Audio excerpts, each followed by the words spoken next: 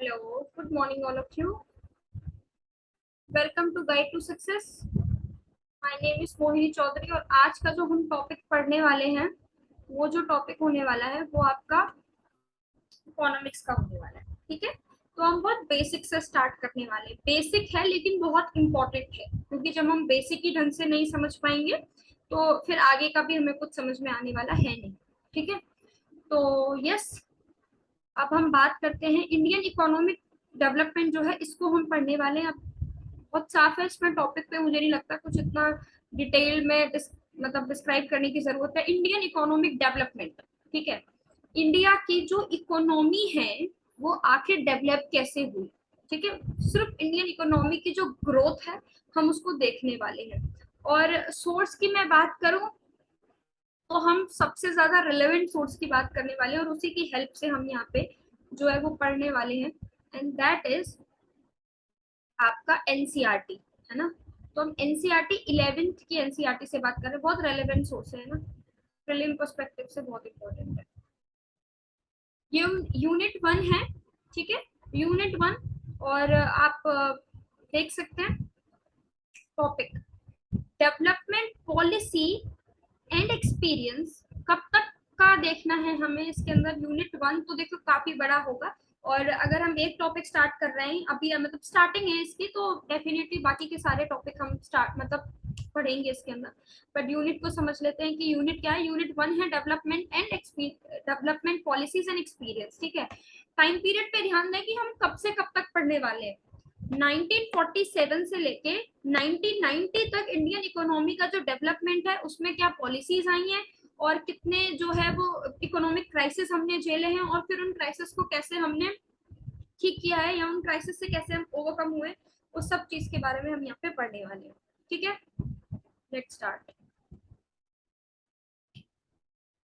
मैं ये नहीं बता रही हूँ आपको कि इसमें क्या है, चलिए बता देती हूँ, एक ओवरव्यू देती हूँ। The two chapter in this unit is give us the overview of the state of the Indian economy। ठीक है, जल्दी से देख लें आप कि क्या लिखा हुआ है। कि शुरुआत के दो जो चैप्टर होने वाले हैं वो आपको इंडियन इकोनॉमी के बारे में बताने वाले हैं। As it was at the eve of the independence till after the 4 decades of plan development. ठीक है, क्या मतलब क्या है इस बात का कि ewe of the independence and after 4 decades. Decades का मतलब क्या होता है, 10 साल का जो टाइम होता है ना, हम उसको डेकेड्स बोलते हैं। ये बोल रहा है कि आगे दो चैप्टर आने वाले हैं उसमें हम क्या पढ़ने वाले हैं, उसमें हम पढ़ने वाले हैं स्टेट ऑफ इंडियन इकोनॉमी और Indian economy on the eve of independence. कि जब हम इंडिपेंडेंट हुए लाइक इन 1947, ठीक है, तो उस वक्त हमारी इकोनॉमी की क्या हालत थी। और उसके 40 साल बाद 4 डेकेड, एक डेकेड में 10 साल होते हैं, है ना, तो 4 डेकेड मतलब 40 ईयर्स। तो 40 ईयर्स तक जो है हमारी इकोनॉमी जो है वो कैसी रही है।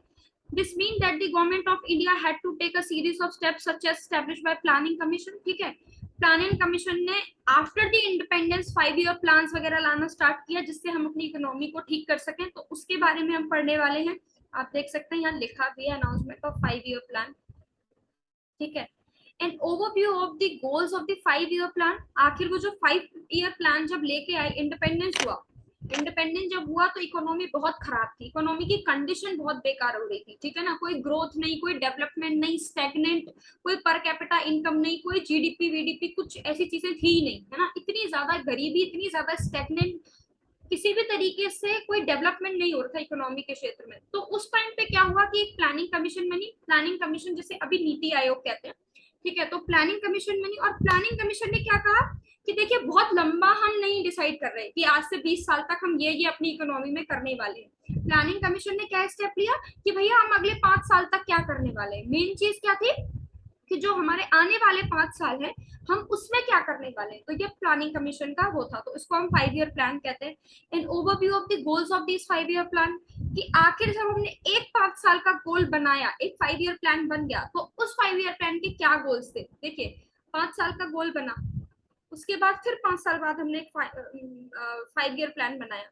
तो हर बार जो हमारा 5 ईयर प्लान बनेगा उसका एक डिफरेंट गोल होगा।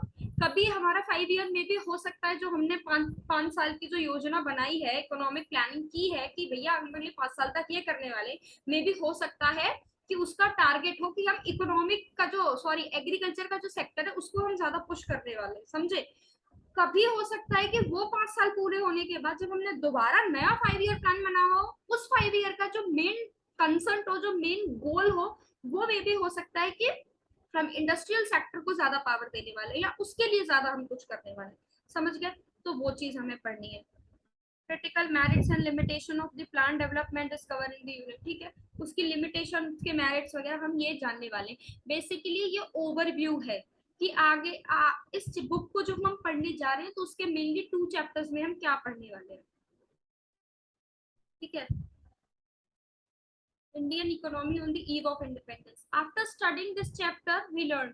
अच्छा, चैप्टर को पढ़ने अगर हम पढ़ने जा रहे हैं तो उससे हमें क्या मिलने वाला है, क्या सीखने वाले हैं, उस पर ध्यान देते हैं। Become familiar with the state of the Indian economy in 1947। मैं अभी बता चुकी हूँ, इस लाइन को दोबारा समझाने की जरूरत है नहीं कि इसको पढ़ने के बाद हम फैमिलियर जरूर हो जाएंगे। किस चीज से फैमिलियर होने वाले हैं जी हम, कि भैया इंडिपेंडेंस के टाइम पर हमारे देश की जो इकोनॉमी थी उसकी हालत क्या थी, ठीक है।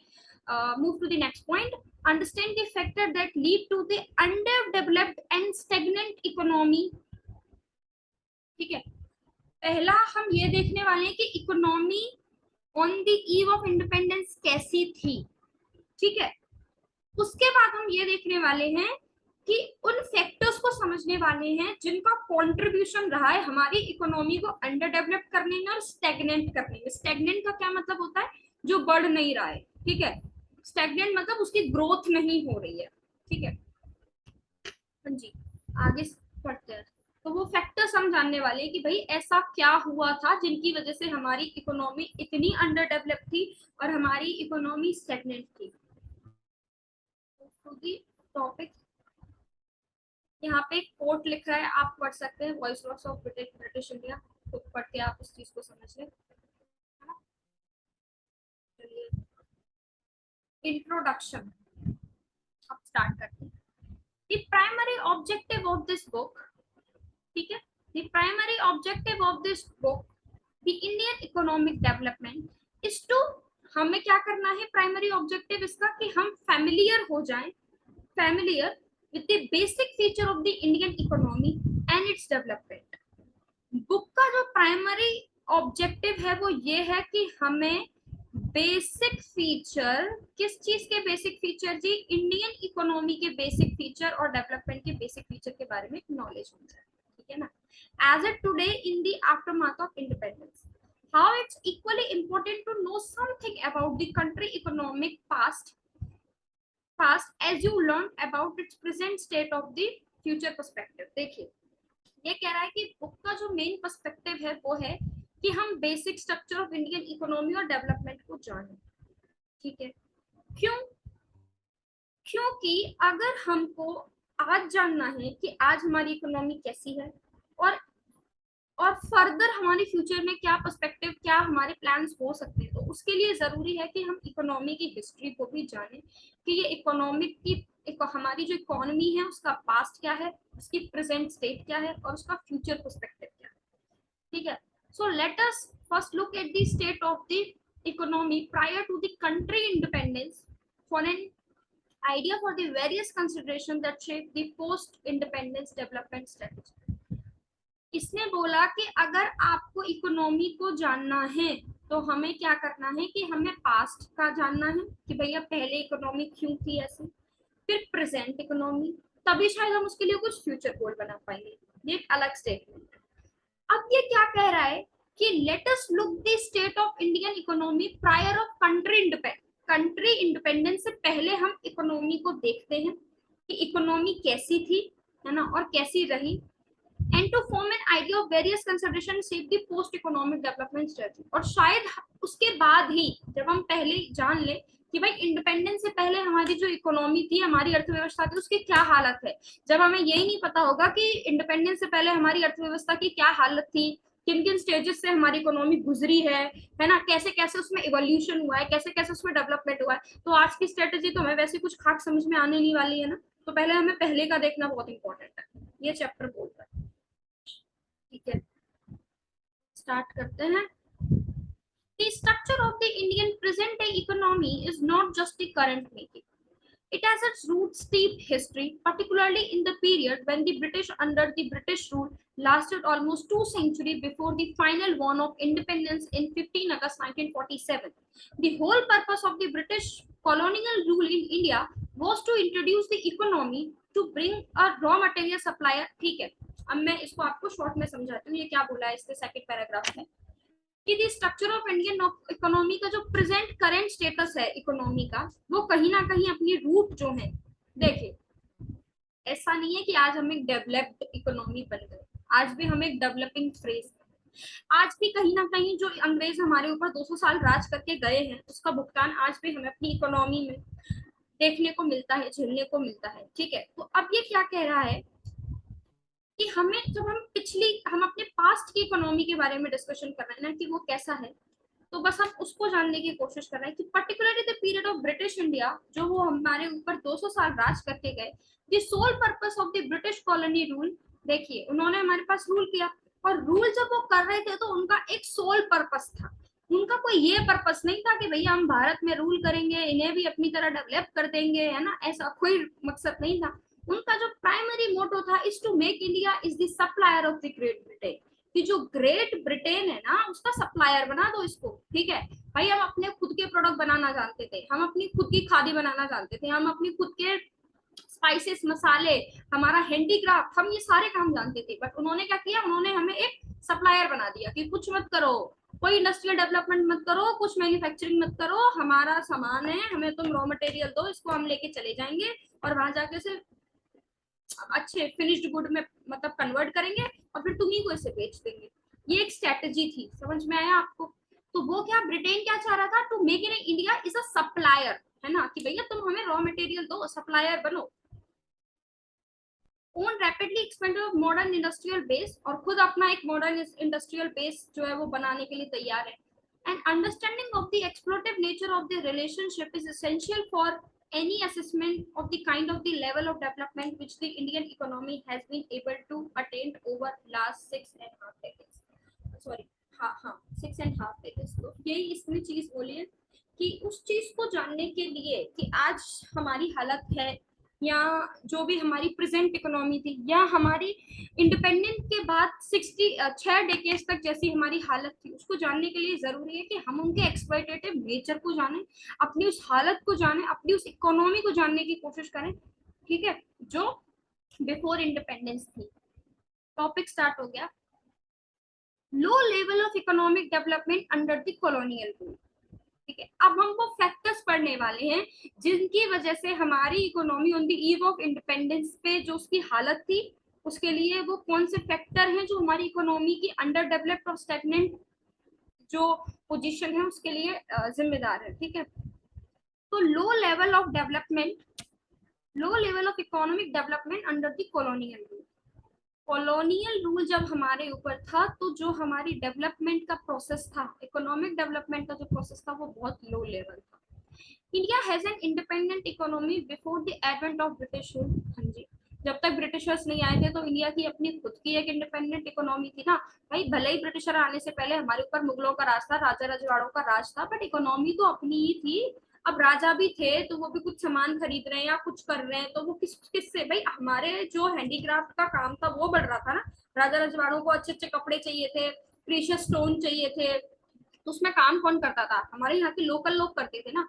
तो इकोनॉमी जो है, पैसा जो है विद इन द कंट्री ही तो घूम रहा था ना, तो कहीं ना कहीं हमारी इंडिपेंडेंट इकोनॉमी हो गई। हम किसी के ऊपर किसी का प्रेशर नहीं था ना, कोई दूसरा तो हमारी इकोनॉमी पे नहीं टू कंट्रोल करके बैठा हुआ है।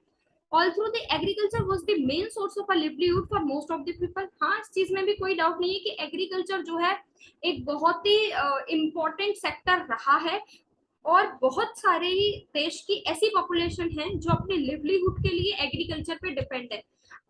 ये तो हम बहुत पहले की बात कर रहे हैं, जबकि बात कर रहे हैं जब ब्रिटिशर्स भी इंडिया में नहीं थे। अगर आज भी आप रूरल एरियाज में जाके देखेंगे, आज भी आप देखेंगे और एक स्टैटिस्टिक निकालेंगे तो देश की काफी पॉपुलेशन ऐसी है जो अभी भी अपने लिवलीहुड के लिए एग्रीकल्चर पे डिपेंडेंट है।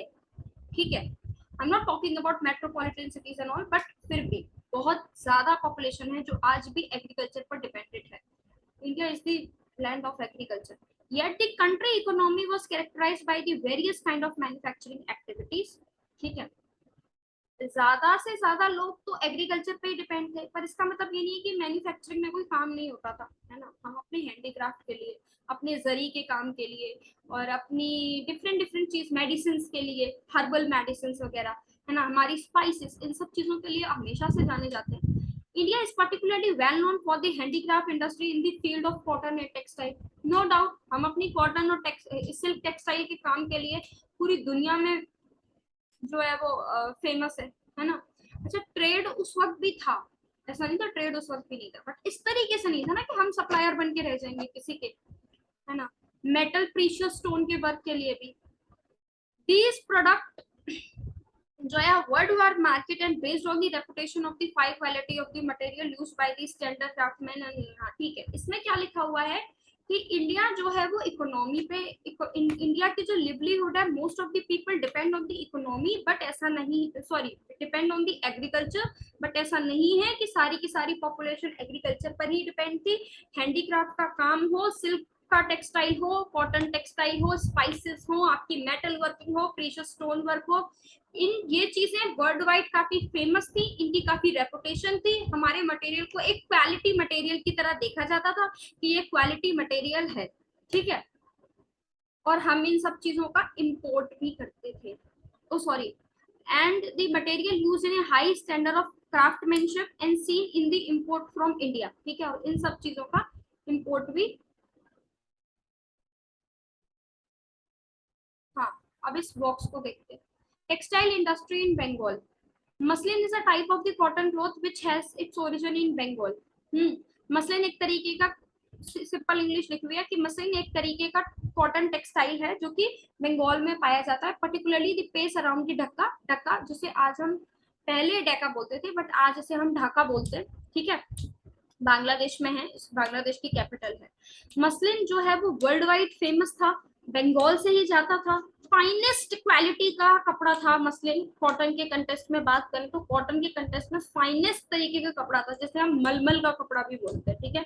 घरों में भी आपने सुना होगा मलमल का कपड़ा बोलते हैं, बहुत शाही मलमल, मलमल एक खास, इस तरीके से कुछ वर्ड होते थे जो है इसके लिए बने हुए हैं, ठीक है। और रॉयलिटी को जो है भी काफी पसंद आता था, रॉयलिटी का इसे वो माना जाता कि भाई बहुत रॉयल लोग होते हैं जो इस तरीके के।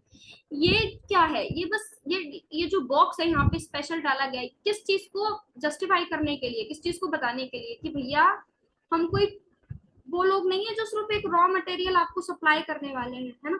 हमारे पास हमारी इंडस्ट्री काफी बड़ी है, हमारा मटेरियल काफी हाई क्वालिटी का हमेशा से रहा है, लेकिन फिलहाल हम ब्रिटिशर्स के टाइम की बात कर रहे हैं।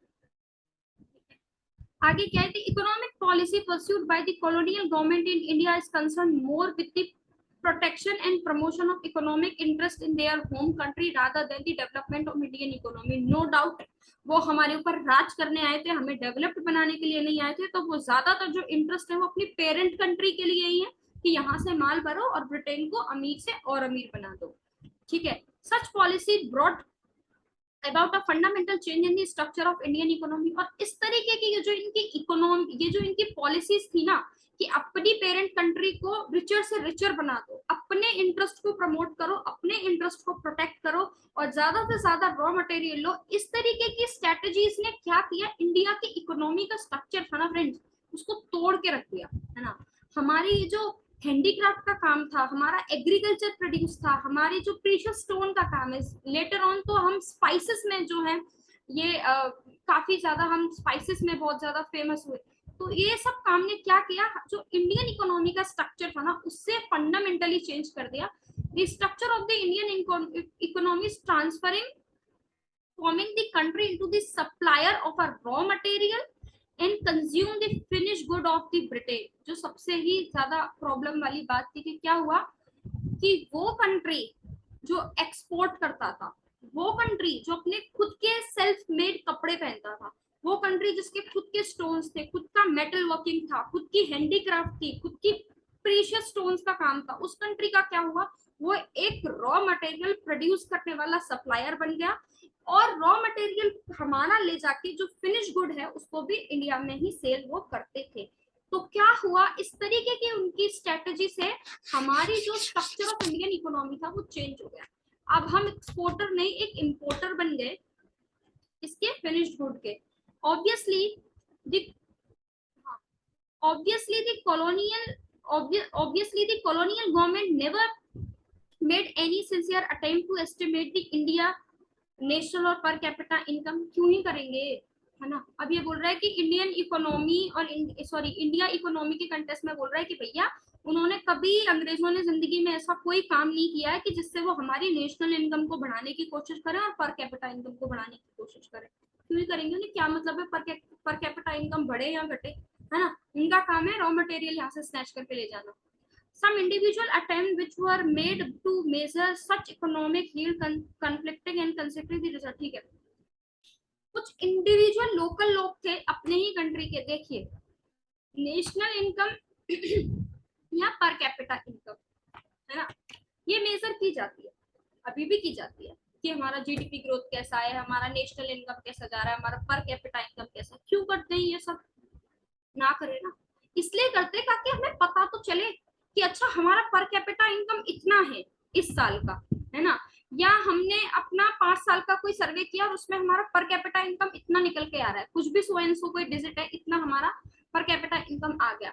अब उसको निकालने की क्या जरूरत है कि उसको देखे गवर्नमेंट और देखकर कुछ ऐसे मेजर्स ले, कुछ ऐसे स्टेप ले जिससे हम उसमें सुधार ला सकें। ये होता है गवर्नमेंट का लॉजिक इस काम को करने का, है ना, कि भैया ये हमने जो पर कैपिटा इनकम मेजर की है या हमें नेशनल ग्रोथ का जो पता लगा है उससे हम ये चीज इंश्योर कर पाए कि अच्छा अभी हम यहाँ पर हैं, तो इसका मतलब हमें ये सो एंड सो स्टेप लेने की जरूरत है जिससे हमारी इकोनॉमी और हमारी जो नेशनल ग्रोथ है, ये जो हमारी नेशनल पर कैपिटा इनकम है, ये इंक्रीज हो जाए।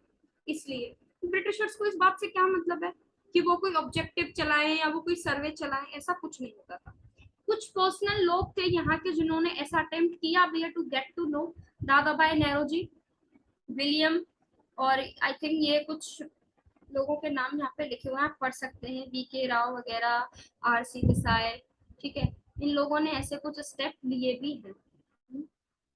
इस तरीके से यहाँ एक डेटा लिख रहा है, आप उसे पढ़ सकते हैं कि first half of the 20th century was less than 2% of the coupled with merge of half of percent in the per capita income of per output of per year। ये क्या बोल रहा है कि first half of the 19th century में क्या था, आधे % से भी कम ग्रोथ हुआ था national income per capita income में। यानी इंडिविजुअल की जो पर कैपिटा इनकम होती है उसमें आधे % से भी ज्यादा, सॉरी आधे % से भी कम ग्रोथ देखने के लिए मिली थी।